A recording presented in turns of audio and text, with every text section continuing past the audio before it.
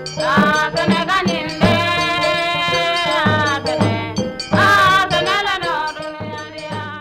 2014, l'ONG ECOR a signé une convention avec l'ICRISAT pour la mise en œuvre de certaines activités du projet intitulé Diffusion à grande échelle des technologies des systèmes sorgho et mil, appelé ARDT-SMS.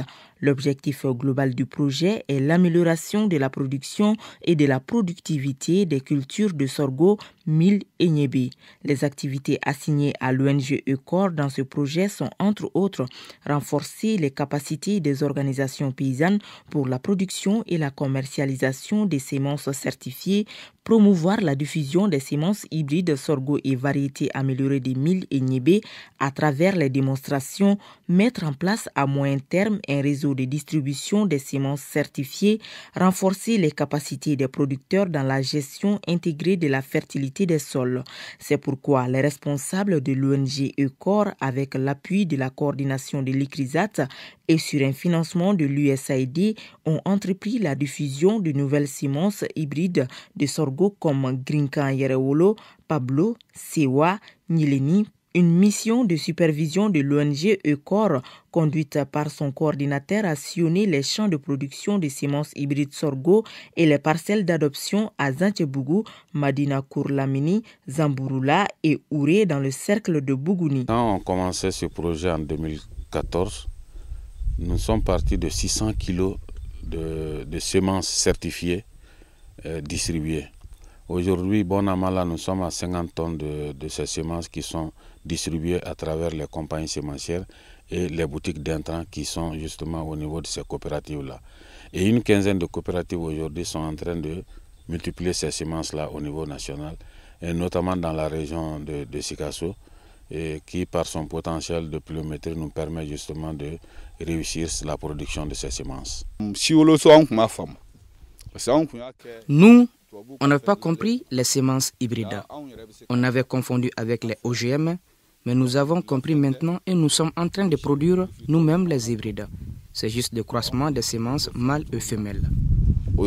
Pour les producteurs de Madina Kourlamini, les semences hybrides introduites par ECOR sont 2 fois plus productives que les variétés locales.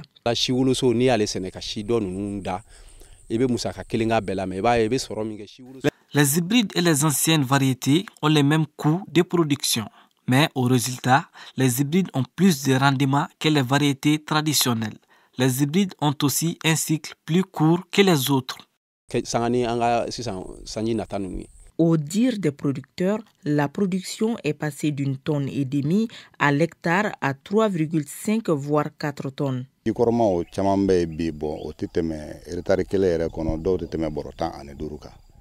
Avec les variétés traditionnelles, on ne dépassait pas 1,5 tonne à l'hectare. Mais avec les hybrides, je suis à 3,5 tonnes. Et ça permet également de garantir la sécurité alimentaire.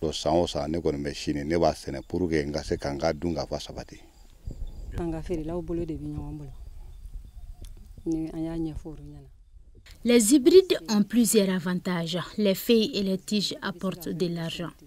Ils luttent aussi contre l'insécurité alimentaire. Après la récolte, les semences sont vendues aux sociétés sémencières. À Madina, tout comme à Ouré, les constats sont identiques. Ici, à Ouré, les producteurs ont salué l'ONG ECOR pour son appui avec les semences hybrides. C'est grâce à la semence hybride que j'ai commencé à avoir 1 million à mon nom. Vraiment, ça nous apporte beaucoup.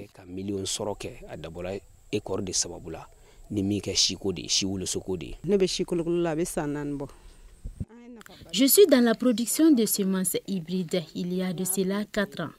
C'est grâce à cette production que je parviens à subvenir à mes besoins.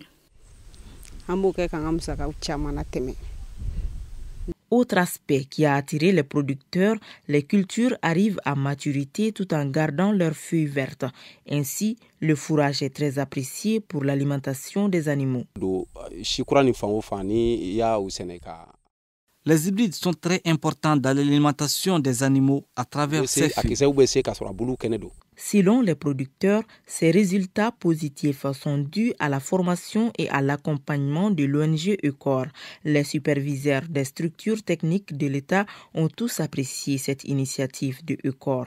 Cette année, vraiment, nous pensons que ce soit au niveau des parcelles de démonstration, des variétés ou encore que ce soit au niveau des parcelles de production sémencière. Donc vraiment, c'est très bien. La pluviométrie a été très favorable. Et je pense que les producteurs qui ont bénéficié vraiment de ces activités également sont en train de comprendre davantage parce qu'ils se sont donnés à fond. Les producteurs ont respecté les critères d'installation de ces activités. Si nous prenons le cas de la production des semences, une des conditions est l'isolation. C'est très difficile d'avoir l'isolation dans certaines zones, mais les sites qu'on a visités, ils ont tous respecté l'isolation qui va permettre de produire au moins des semences de bonne qualité. Si d'autres critères ne sont pas faussés, je pense que le processus de certification ne doit pas poser assez de problèmes. Des résultats tangibles sont obtenus par l'ONG ECOR et ses partenaires.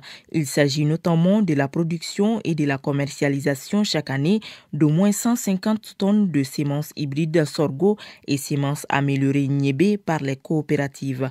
Elles sont 15 coopératives impliquées dans la production des semences hybrides et une trentaine de producteurs sémenciers qui sont formés chaque année en technique de production.